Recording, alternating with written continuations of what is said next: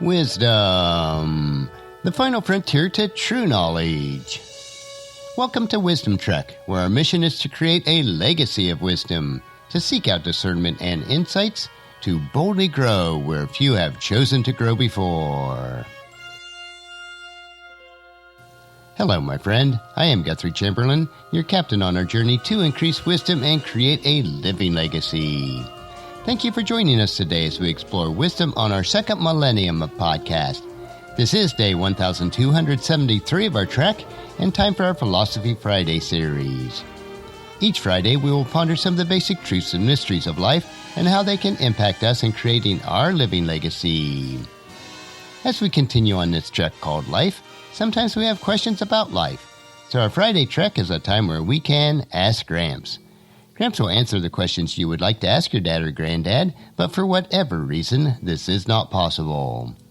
No matter how old we are, I know that all of us would like the opportunity to ask Dad or Gramps questions about life in many areas. We may mix it up a bit on our Friday episodes, but we'll strive to keep them down to earth and enjoyable.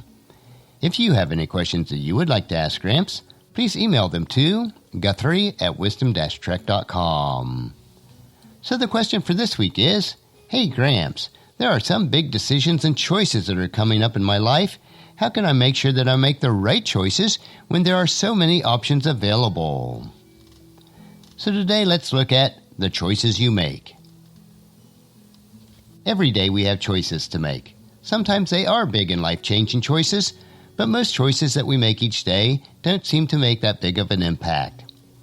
What you may not realize is that all decisions and choices that we make are an accumulation of many seemingly insignificant choices that we have made. For example, if you spend $5 each day to buy a cup of gourmet coffee, that may not seem like much of a choice and would not have a major impact.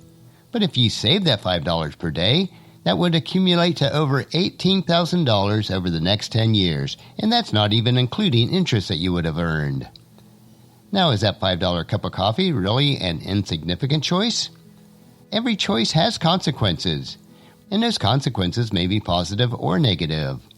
Also, for every yes choice that we make, then you are by default making many no choices.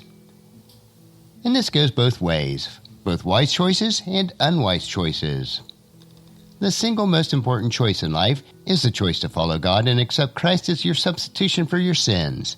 God gave this choice to the nation of Israel also, and this still applies today. So let me read Deuteronomy chapter 30, verses 19 and 20.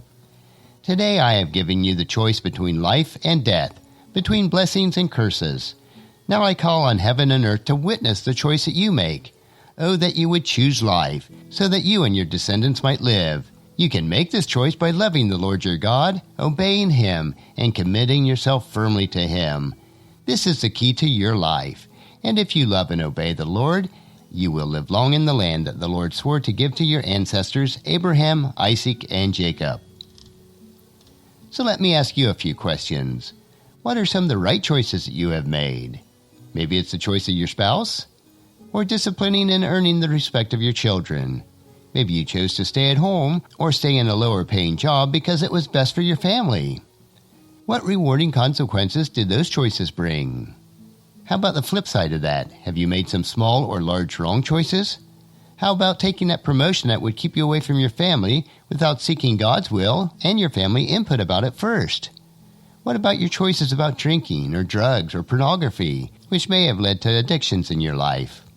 Of course, what I have just listed in both the right and wrong choices above seem like major choices, but what about the choices you face each day? Your choice to use hurtful words in anger.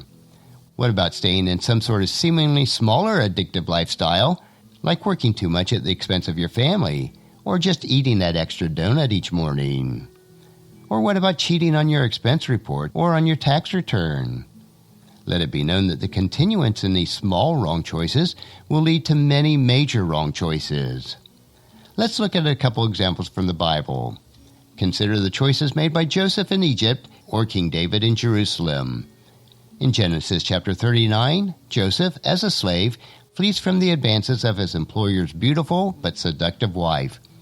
Because of this choice, he later gains respect and position because of his integrity, and he becomes the second in command in all of Egypt, right under the Pharaoh. On the other hand, King David, who could have nearly anything he wanted, commits adultery with a married woman, and that choice causes a terrible series of choices as he spirals downward into deception and the murder of Uriah.